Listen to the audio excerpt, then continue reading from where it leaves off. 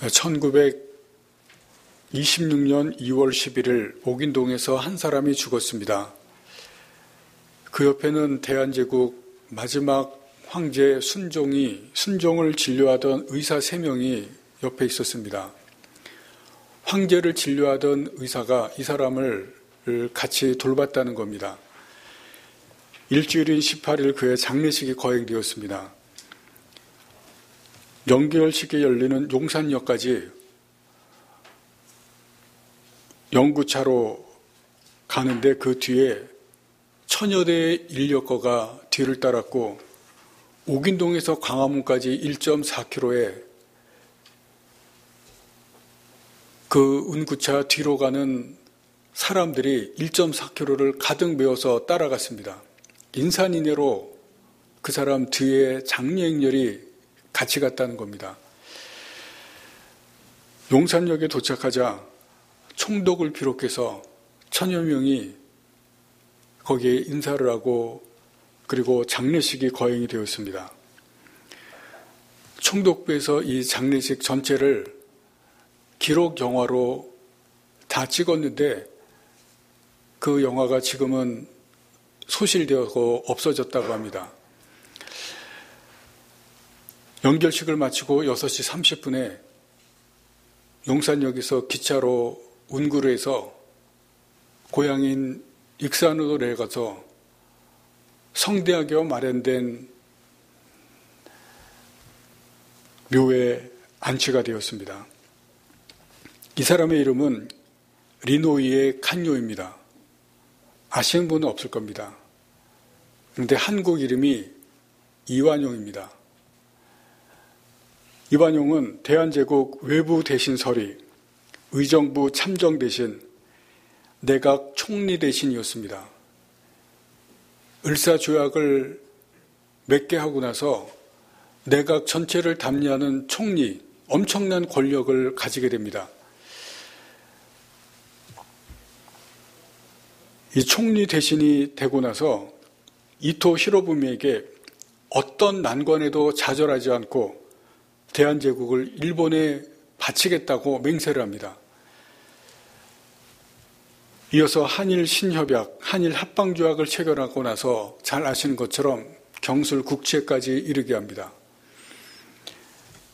그 외에도 일본의 온갖 정책에 적극 찬성하고 일본어를 우리나라 사람들에게 같이 가르치게 하는 결정적인 역할을 하게 되고 그래서 매국노의 상징이 되었습니다. 이완용의 재산이 거의 300만 원 정도 된다고 합니다. 여러분들이 예상했던 많은 돈일 것 같은데 겨우 300만 원 그렇게 생각하시는 분이 계실 텐데 여러분 일제시대 때도 투기가 많았다고 하는데 투자의 신이라고 하는 반복창이라고 하는 사람이 있었다고 합니다. 이 사람의 전 재산이 40만 원이었다고 합니다. 투자로 해서 엄청나게 돈을 벌었는데 전 재산이 40만 원이었는데 이완용의 재산이 300만 원이었다고 하면 아마 여러분들이 이완용의 재산이 얼마나 많았는지 아마 짐작을 하실 겁니다. 이완용이 가졌던 그 땅, 가지고 있는 돈으로 땅을 많이 샀는데 그 땅까지 다 합해서 300만 원이었습니다. 여의도의 거의 8배, 경기도와 전라도에 가지고 있는 땅, 그것이 여의도의 거의 8배가 될 정도로 많았고 그것을 다 합쳐서 거의 300만 원이었다고 합니다. 그 당시에 우리나라 부자 넘버 3였습니다. 우리나라 전체 부자 중에서 3위였다는 겁니다. 그만큼 부자였습니다. 그런데 그 많은 돈을 후손들에게 다 물려줬습니다. 이완용이 죽고 나서 그리고 해방되고 나서 그 이완용 땅을 나라에서 환수하려고 그렇게 애를 쓰고 많은 사람들이 다 환수하려고 난리를 쳤는데 환수된 재산은 거의 없습니다. 법적으로 환수를 할 수 없다고 한 것입니다. 그래서 후손들이 다 물려받았습니다. 우리가 여기서 한번 생각해 볼 것이 있습니다. 나라에 이렇게 극악한 일을 했고 그리고 민족과 동포를 괴롭힌 이런 사람이 너무나 잘 살았고 죽었을 때는 이렇게 화려하고 성대한 장례식을 했고, 그리고 그 어마어마한 재산은 후손들이 다 물려받았습니다. 아무 벌도 받지 않고 누릴 것은 다 누리고, 그리고 마지막 죽을 때까지도 너무나 평안하게 살고 후손들은 그것을 다 물려받아서 잘 살았습니다. 여러분, 그런데 나라의 독립을 위해서 싸웠던 독립투사들, 싸우면서 많이 죽고, 그리고 잡혀서 고문을 당하다가도 많이 죽었습니다. 그런데 그 후손들은 해방이 되고 나서도 많은 사람들이 가난하게 살았던 것을 여러분들이 아마 뉴스를 통해서 들었을 겁니다. 여러분, 어떻게 이럴 수가 있습니까? 너무나 불공평하고 너무나 불공정하지 않습니까? 오늘 본문의 말씀을 보시면 헤롯 왕이 나옵니다. 성경에 헤롯 왕이라고 하는 사람이 여러 명 나온다고 했는데, 첫 번째 헤롯 왕은 예수님 태어날 때 그 헤롯이었는데 그 이름을 헤롯 대왕이라고 합니다. 그 헤롯 대왕은 유대 사람이 아닙니다. 에돔 사람이었는데 그 당시에는 이두메라고 불렀습니다. 자기 민족이 아닌 사람이 유대 왕이 되었기 때문에 유대 민족들이 이 헤롯 대왕을 너무나 싫어했습니다. 증오했습니다.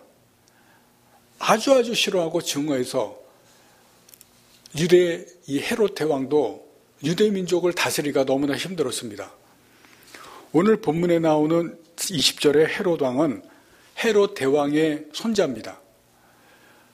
헤롯 대왕이 죽고 나서 로마 황제가 이 이스라엘 지역이 너무나 골치가 아프니까 헤롯 대왕의 세 아들에게 나라를 셋으로 나눠줬습니다. 힘을 뺀 겁니다. 작게 셋으로 나눠줘서 나라를 나눠서 다스려라. 그래서 이름을 분봉왕이라고 했습니다. 나눠서 분리해서 다스리라. 그래서 분봉왕이 되었는데, 그 중에 갈릴리 지역을 오늘 본문에 나오는 이 헤롯 아그리파 1세가 다스린 겁니다. 그런데 헤롯 아그리파 1세는 어렸을 때 로마에서 자라났습니다. 로마에서 자라면서 로마 황제 집안하고 친분을 가지고 또 로마 황제도 알면서 자라났습니다.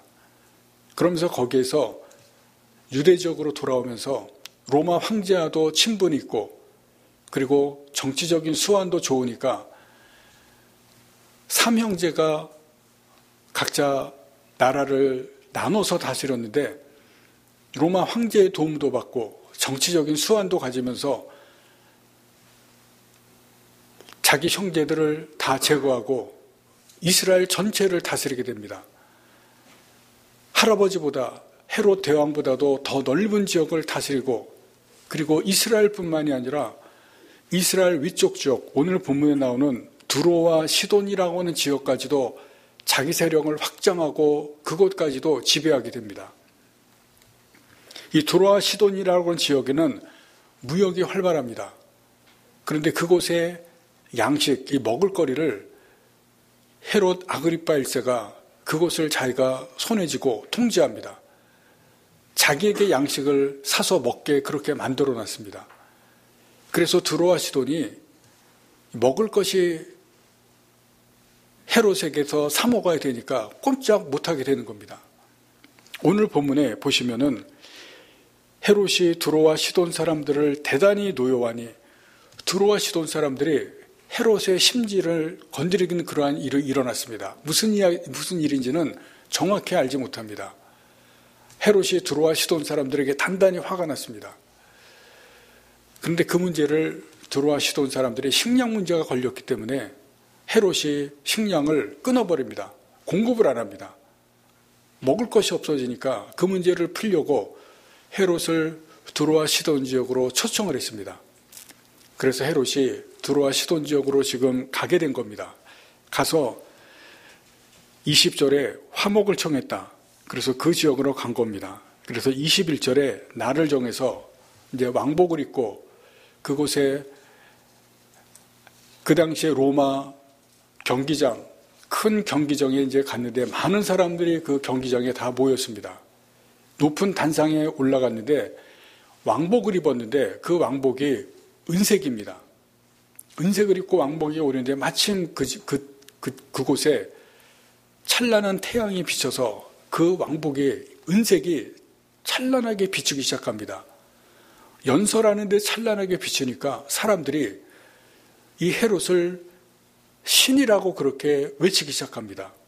이것은 신의 소리라고 함성을 지르는 것이 오늘 본문에 나옵니다. 22절을 봅니다. 백성들이 크게 부르되 이것은 신의 소리요 사람의 소리가 아니라. 자기를 신이라고 하니까 헤롯이 이것을 아주 좋아합니다. 자기를 신격화하는 그러한 소리에 아주 감격하고 좋아하는 그러한 모습이 나옵니다. 여러분, 여기에서 우리가 한번 헤롯을 보시기 바랍니다. 헤롯은 아주 지금 잘 나갑니다. 갈릴리 아주 작은 왕에서부터 시작을 하는데 유다도 먹고 그리고 사마리아까지 전체를 다 다스리는 왕이 되었습니다. 아버지나 할아버지보다도 더 세력이 강력해졌습니다. 그리고 주변 나라까지 지금 굴복시키는 왕이 되었습니다. 로마 지배 아래 있기는 하지만 지금 잘 나가는 왕입니다. 자기가 이루고 싶은 것을 다 이루고 그리고 아버지와 할아버지보다도 더 위대한 왕이, 성공한 왕이 된 겁니다. 그러나 이 헤롯은 선한 왕은 아닙니다. 백성들에게 존경받는 그러한 덕스러운 왕이 아닙니다. 정치적 원수가 있으면 가차없이 제거하고 자기 목적을 이루기 위해서는 수단 방법을 가리지 않습니다. 말씀드린 대로 자기 민족이 아닌 남의 민족의 왕이었기 때문에 그 왕의 자리를 지키기 위해서 악행을 일삼습니다. 그 중에 한 예가 교회를 핍박합니다. 12장에서 보았지만 야고보를 죽이고 베드로를 죽이기 위해서 옥에 가두었습니다. 야고보가 아무 죄가 없고 베드로가 아무 죄가 없었는데 죄 없는 야고보를 죽이고 죄 없는 베드로를 죽이기 위해서 옥에 가두었습니다. 자기 정치를 위한 것입니다. 그런데도 잘 나가고 그런데도 권력이 막강합니다. 불의한 악한 왕이었지만 평안하게 살고 사람들이 함성을 지르면서 당신은 신이라고 그렇게 외치는 그러한 지금 모습을 볼 수가 있습니다. 여러분, 반면에 유대민족 중에서는 나라의 독립을 위해서, 민족의 독립을 위해서 싸우는 사람이 있었습니다. 그런 사람들은 잡혀서 죽음을 당하고 잡혀서 고통을 당합니다. 여러분, 이것을 보시면 얼마나 부당합니까? 얼마나 불공평합니까? 악한 사람들이 잘 되는 걸로 보면 이해할 수가 없습니다. 이런 생각과 질문은 우리가 지금 계속 가지고 있습니다. 그때만 그런 일이 일어나는 것이 아니라 어느 시대나 일어나고 오늘 우리에게도 이런 일이 일어나고 있습니다. 여러분, 왜 이런 일은 과거에서부터 지금까지 계속 일어나고 있습니까? 왜 세상은 이렇게 불공평하고 불공정합니까? 여기에 대한 답이 있습니다. 이 답은 하나님이 그렇게 하시는 겁니다. 헤롯 왕이 평안함과 잘되고 성공하는 것은 하나님이 그렇게 하신 겁니다. 이완용이 불법을 저지르고 악한 일을 했는데도 형통하고 후손들까지 잘 사는 것은 하나님께서 그렇게 하신 것입니다. 불의하고 악한 사람들이 잘 되고 그런데도 벌받지 않고 잘 사는 것은 하나님이 하신 것입니다. 그들이 하고 싶은 대로 하고 하나님께서 관여하지 않으시는 겁니다. 그냥 내버려 두시는 겁니다. 로마서 1장 28절 말씀에서 이렇게 말씀합니다. 또한 그들이 마음에 하나님 두기를 싫어하며 하나님께서 그들을 그 상실한 마음대로 내버려 두사 합당하지 못한 일을 하게 하셨으니, 하나님을 마음에 두지 않고 그대로 마음대로 하고 싶어 하는 것은 하나님이 그렇게 하도록 내버려 두셨다는 겁니다. 그리고 그 다음 말씀해 보시면 그들이 한 죄목들이 다 나옵니다. 그들이 한 죄목들을 그렇게 그들을 하도록 하나님께서 내버려 두셨다는 것을 성경이 분명히 말씀하고 있습니다. 합당하지 못한 일을 하고 계속 죄를 짓도록 그냥 두셨다는 겁니다. 그들이 하나님께 관심을 두지 않고 하나님께 마음을 두지 않았기 때문에 하나님도 그들에게 관심을 두지 않고 그들을 마음에 두시지 않습니다. 그들이 하는 대로 그대로 내버려 두시는 겁니다. 여러분, 이게 뭔지 아십니까? 심판입니다. 하나님의 심판입니다. 하나님은 이 땅에서도 심판하십니다. 이 땅에서 하시는 하나님의 심판이라는 것입니다. 하나님의 심판은 하나님께서 이 땅에서 버리는 겁니다. 하나님께서 버림받게 하시는 그것입니다. 하나님께 버림받은 사람들은 관심이 없습니다. 무관심입니다. 여러분, 사랑의 반대는 무관심입니다. 사랑의 시작은 관심입니다. 사랑하면 관심을 갖게 되고 눈에 보이지 않아도 사랑하기 때문에 계속 생각납니다. 그러나 사랑하지 않으면 마음에 없어지고 생각하지 않습니다. 사랑이 식으면 마음에서 멀어지게 되고 그리고 생각에서 떠납니다. 무엇을 하든지 관심이 없어집니다. 여러분, 그것처럼 무서운 것이 없습니다. 죄를 짓든지 더 나아가서 사람을 죽이든지 아무런 관심이 없이 그냥 내버려 둡니다. 하나님을 믿지 않는 사람들이 악을 행하면서도 하나님께 벌을 받지 않는 것은 하나님께서 그냥 버려두시는 겁니다. 악을 행하면서도 잘 사는 것은 하나님께서 관심이 없기 때문에 그렇습니다. 여러분, 그런데 죄를 지어도 잡히는 사람이 있고 감옥에 가는 사람이 있습니다. 그것은 오히려 잘된 것입니다. 감옥에서 뭔가 깨닫고 기회를 받기 때문에 그렇습니다.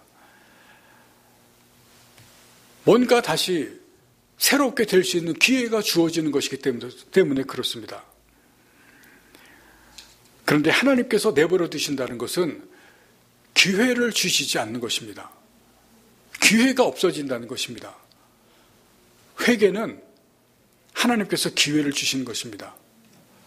회개하고 잘못을 깨닫고 그리고 다시 잘 되어질 수 있는 기회가 주어지는 것이기 때문에 회개하는 것은 하나님께서 기회를 주시는 정말 좋은 은혜입니다. 그런데 기회가 없다는 것은, 회개할 수 없다는 것은 정말 비참한 것입니다. 다시 돌아올 수 없고 영원히 버림받는 것이기 때문에 그렇습니다. 그래서 그것이 정말 무섭고 두려운 것입니다. 세상에서 죄를 짓고 잘못된 일을 하면서도 잘 살고 형통하고 벌받지 않고 성공하는 것, 여러분, 이것은 좋은 것이 아닙니다. 불의한 사람들, 악한 사람들이 잘되고 형통하는 것을 보면서 여러분, 괴로워하지 마시고 부러워하지 마시기 바랍니다. 그리고 하나님을 의심하지 마시기 바랍니다. 그것 자체가 심판입니다. 하나님은 보이지 않고 안 계신 것 같고 아무것도 안 하시는 것 같지만 하나님은 하나님의 일을 하십니다. 그리고 한 가지 더 생각할 것이 있습니다. 이 땅의 심판뿐만이 아니라 또 다른 심판이 있습니다. 죽음 후의 심판입니다. 오늘 본문에 보시면 헤롯이 23절 말씀해 보시면 죽음을 당합니다. 여러분, 이 죽음이 심판이 아니라 죽은 다음에 하나님 앞에서 받는 심판이 있습니다. 성경은 이 죽음이 하나님의 사자에 의한 죽음이라고 기록했는데 이것이 심판이 아닙니다. 모든 사람이 죽은 후에 자기가 행한 것 때문에 심판을 받습니다. 더 큰 심판입니다. 더 큰 고통이 기다리고 있다고 하는 것입니다. 우리 사람은 땅의 시간만 있는 것이 아닙니다. 하늘의 시간이 있습니다. 땅의 시간은 정해져 있습니다. 한정적입니다. 이 땅의 시간은 어느 시점이 되면 다 끝납니다. 그러나 하늘의 시간은 영원합니다. 우리가 이 땅에 사는 것은 언젠가 끝나지만 우리는 그 다음에 영원한 시간을 삽니다. 땅의 시간이 끝난 후에는 반드시 심판이 있습니다. 그 심판이 영혼의 삶을 결정합니다. 그때 하나님께서 정의와 공의로 심판하십니다. 우리가 이 땅에서 어떻게 살았는가가 영원한 삶을 결정합니다. 우리가 믿음을 가지고 살았는가가 영원한 삶을 결정합니다. 오늘 말씀을 기억하시기 바랍니다. 우리 주위에 법을 어기는데도 잘 사는 사람이 있습니다. 탈세하고 뒷돈을 주고 부정을 해도 벌받지 않고 성공하는 사람이 있습니다. 꼼수를 부리고 잔머리로 사는데도 잘 나가는 사람이 있습니다. 불법으로 가는 차가 나보다 더 빨리 갑니다. 여러분, 그러나 그런 사람들을 부러워하지 마시고 따라하지 마시기 바랍니다. 우리도 성공하기 위해서 불법인 줄 알면서 그렇게 하고 다른 사람을 눈 감아주고 그리고 속일 수는 없습니다. 점점 더 세상이 약해져 가고 성공을 위해 수단 방법을 가리지 않는 그러한 것을 봅니다. 이것은 세상이 점점 어두워져 간다는 말입니다. 그러나 세상의 어두운 그 가운데서 길을 잃지 않으려고 하면 빛을 따라가야 됩니다. 예수님이 세상의 빛입니다. 망망대해서 길을 잃지 않으려고 하면 방향을 정확히 알려주는 나침반을 따라가야 됩니다. 예수님께서 인생의 나침반입니다. 여러분, 하나님은 하나님의 일을 하십니다. 어제나 오늘이나 여전히 동일하게 하고 계십니다. 하나님의 공의와 정으로 그분의 일을 계속 해오셨습니다. 오늘 본문을 보시면 헤롯의 삶을 끝내셨을 뿐만이 아니라 24절 말씀에 하나님의 말씀을 흥왕하게 하고 계십니다. 하나님이 그렇게 하십니다. 세상과 다른 사람을 불평하지 마시고 하나님을 원망하지 마시고 나는 나의 일을 하면 됩니다. 옳은 방향으로 옳은 길을 가면 됩니다. 느리지만 옳은 길을 가시고 힘들지만 옳은 방향으로 가시기를 바랍니다. 예수님이 우리의 옳은 길과 옳은 방향이시고 그 길과 방향으로 인도하실 것입니다. 의심하지 마시고 그 길을 믿고 따라가시길 바랍니다. 여러분, 그럴 때 예수님께서 우리에게 진정한 길이 무엇인지를 분명하게 알려주시고 인도하시고 그리고 영원한 생명으로 우리의 길과 또 우리의 인생을 책임지시고 인도하실 것입니다. 그 주님의 빛을 따라가시는 여러분 되시기를 간절히 바랍니다. 기도하시겠습니다.